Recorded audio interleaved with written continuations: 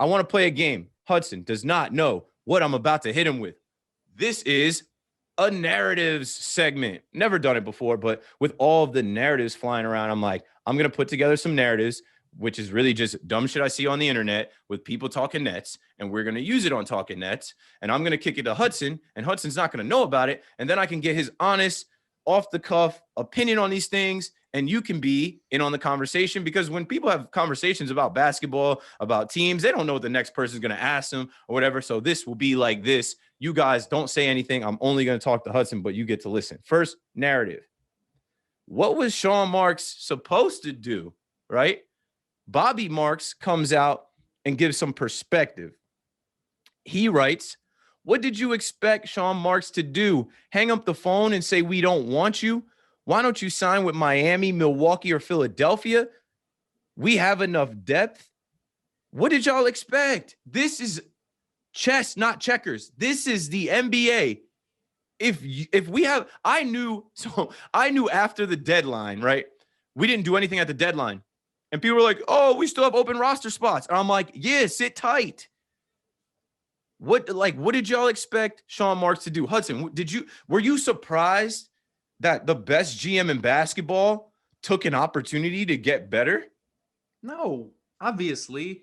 And that kind of feeds into another narrative. And I don't want to cut you off because, like he said, I have no idea what the hell he's going to say next.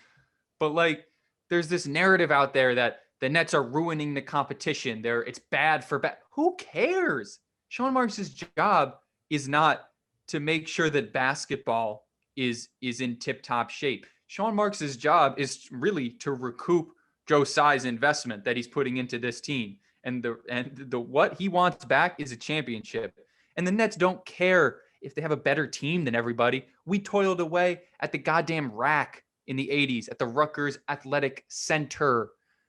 This is an NBA team that has not tasted success in so long. Don't get on me for ruining basketball when the Nets finally have a chance to be a juggernaut. Of course, he's going to do everything he can to make his team better, because why wouldn't he? I mean, you segued us perfectly into where I'm going next. So that's those podcasting instincts. No idea where he's going. So what's next? I mean, we gonna get the ball boy next. We gonna get Andre Drummond next. I mean, we gonna get. I mean, I know you can't get Lonzo Ball or Kyle Lowry or whatever, but damn, what's gonna be next if you're the Brooklyn Nets? I mean, this is almost like buying a championship, for crying out loud. Blake Griffin comes. LaMarcus Aldridge has now decided to go. We don't even know if they're gonna go after Andre Drummond next. I mean, you want a championship? I got all of that. You should be the favorites. KD, James Harden. All right, enough. Enough of that guy. Don't even sound listen like to a him Knicks anymore. fan. Oh my sound God. like a shook-ass Knicks fan. And I hate that I'm even saying the Knicks on this podcast, but that's what I get from Stephen A. He's just shook. Like, he's already imagining the Nets world that we're living in when we bring a parade back to New York. And, like, what do you think about Stephen A. saying we're buying a ring? It's like buying a championship. I mean, look, I get it. Be shook. Be scared. There's no more excuses left. There's no more narratives left. You can't say Kyrie should retire. You can't say KD only is a snake and he only wins with James Harden can't win in the play. Look, the Nets are going to win basketball games because they're putting together a good team. And I don't think he even believes what he's saying, because it seems like he contradicted himself at the top. He said, look, I know you want to win a championship. Yeah. Right. Everyone should be trying to win the championship. Right. That's what I don't get. And that's something, obviously this is a basketball pod, but there are so many times in sports when teams are like, selling because they think, oh, my championship window is closed. Let's build it, blow it up, rebuild it, like the Houston Rockets did by not getting Jared Allen and Karis LeVert. You should always be going for a championship. You should always be building to be the best. And that's what the Nets are going to do. Sean Marks is not going to hang up the phone when LaMarcus Aldridge says, I choose you, especially when, as we saw today, KD wanted him there. And if you're going to give the GM credit for building a good Lakers team, you should damn well give this same credit to KD. Yeah, you're getting you. I know you're on the internet, so you already know what type of narratives I'm gonna pull next. So let's talk about Blake, because he started off with Blake Griffin coming over there. Blake Griffin coming over here did not make us all of a sudden the favorites. Blake came out and said, it's kind of funny to me because for the last couple years, all I've heard is how bad I am. You sign with this team and everybody's like, that's not fair. And there was a video going around after the Pistons game because Blake Griffin dunked the lob, and then I think he stared down the Pistons bench, and someone captioned the video saying, oh, it's getting ugly out here, or it's a cold game out here. Blake Griffin staring down the team that he quit on now that he's on a super team, something along those lines. And I'm like, these are just narratives. These are people spinning what they're seeing for the casuals, for the people who aren't fans at all, to just be like, wow, and to paint the Nets as this like villain. But like, yeah, what happened to that? I thought Blake Griffin was washed. I thought he was done. I thought he sucked. So if he sucks, why is it all of a sudden that he makes the Nets better? Hudson, you got to explain freaking out about the Nets signing Alize Johnson. Nobody freaked out about the Nets signing Iman It's the Shumpert. name game. It's the name game. Name game, and that's really what it is. We should sign Isaiah Thomas. Exactly. We should sign both Isaiah Thomases. We love taking players from the Pistons. Let's get the old ass Isaiah Thomas up. No, let's get Joe Johnson though, for real. ISO Joe. Bring ISO Joe back. Katie, you got to give up that 7 if we sign Joe. Continuing the narratives, our own company, John Boy Media. Saturday night, I'm chilling. I don't even know what I was doing Saturday night. And I see at 9:25, John Boy Media tweets out, same thing, ? At Talkin Nets. And in this graphic that was created by, I know exactly who created it, it showed Kobe, Karl Malone, Shaq, and Gary Payton at the top. And then on the bottom, it had Kyrie, Blake Griffin, LaMarcus Aldridge, KD, James Harden. And you're going to ask if that's the same thing to Talkin Nets, which is me and Hudson, or me and Hudson, or whoever is the first one to respond. And I was the first one to respond because I'm like, get out of here with that. I see what you're trying to do. I appreciate the shout out because John Boy Media is huge. The Instagram's got like 160,000 followers. The Twitter's got over 30,000 followers. That is our brand. But at the same time, I'm like, this is a backhanded compliment. Like, and then they try to spin it to say, oh, this is a Shaq and Kobe team. You guys should be honored to be compared to a Shaq and Kobe team. A Shaq and Kobe team that didn't get it done. A Shaq and Kobe team where Shaq and Kobe were kind of getting tired of each other.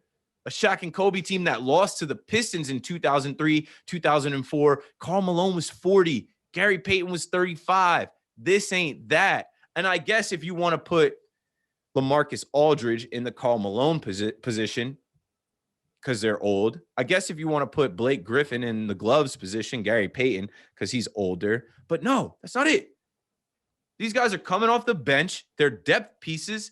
And the most important thing out of all the replies, and I went back and forth with some people, and I mixed it up with people because I'm a social media guy. I understand that, controversy, conversation, disagreement breeds engagement. You get random people to just jump out of nowhere with their thoughts. Like someone was trying to say, oh, this would be Lakers in 4. I was like, no way, it'd be Nets in 4. But what do you think about that? Like comparing this team to that Lakers team that came up short in 2003, 2004.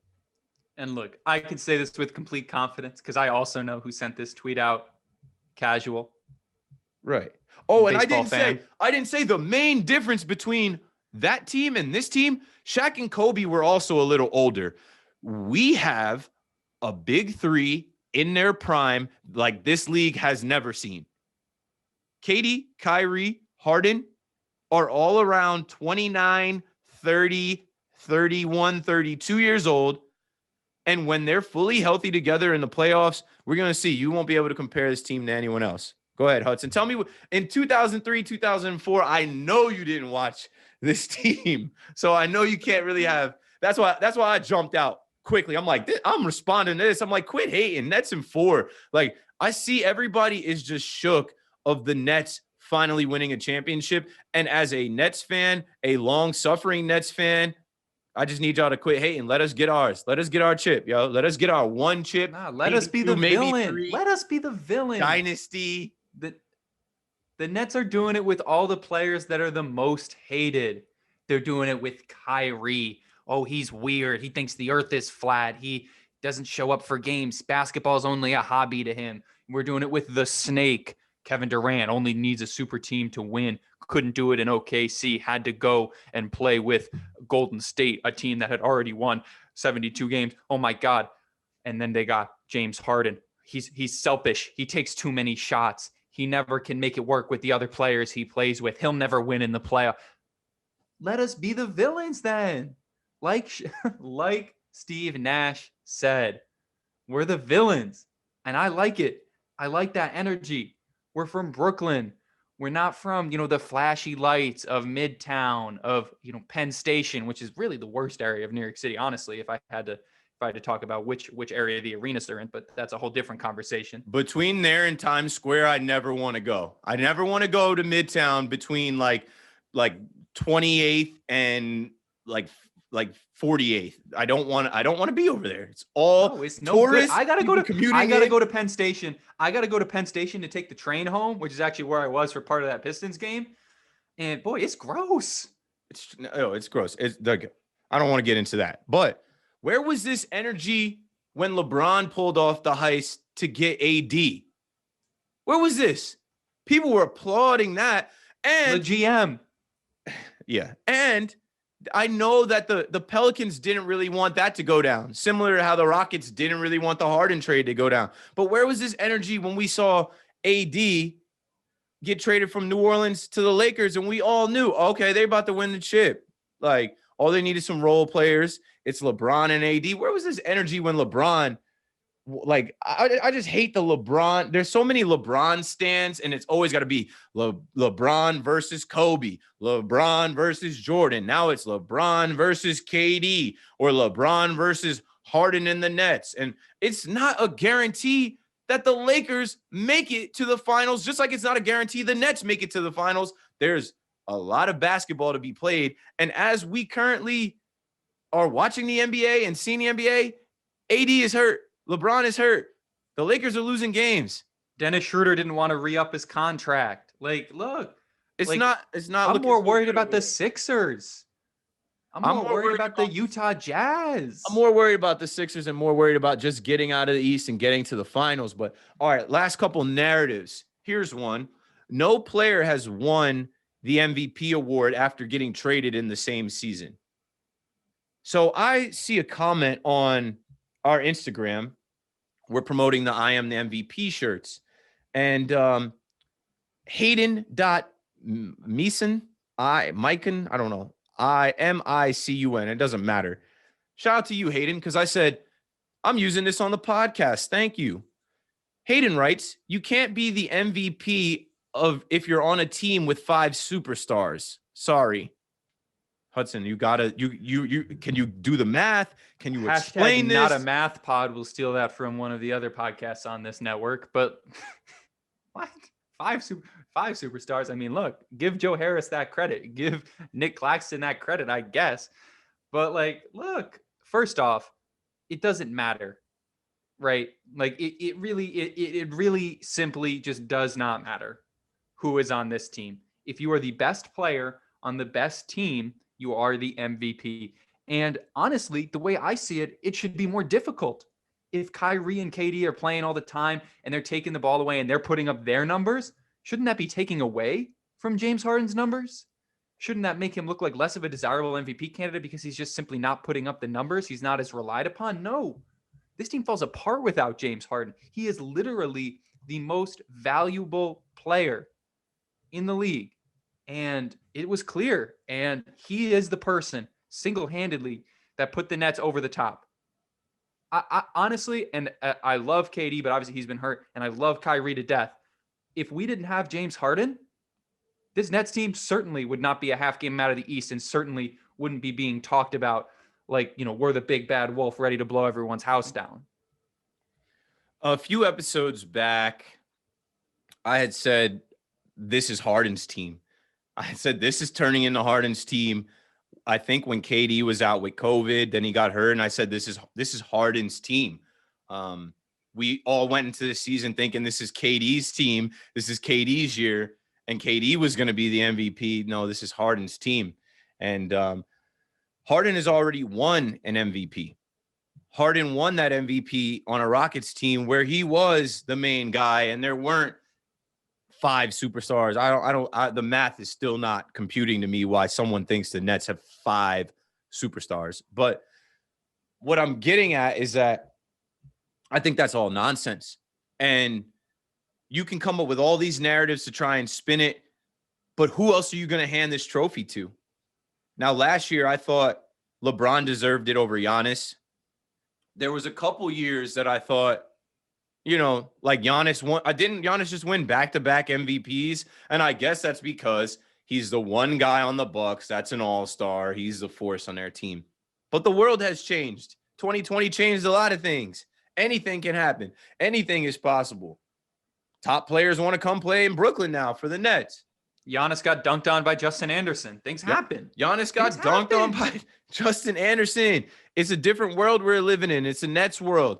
And I think everyone knows that James Harden is the MVP, and he's not giving you a chance to say he's not because he ain't taking nights off. He's not load managing. He's playing 40 minutes, and he's stuffing the stat sheet.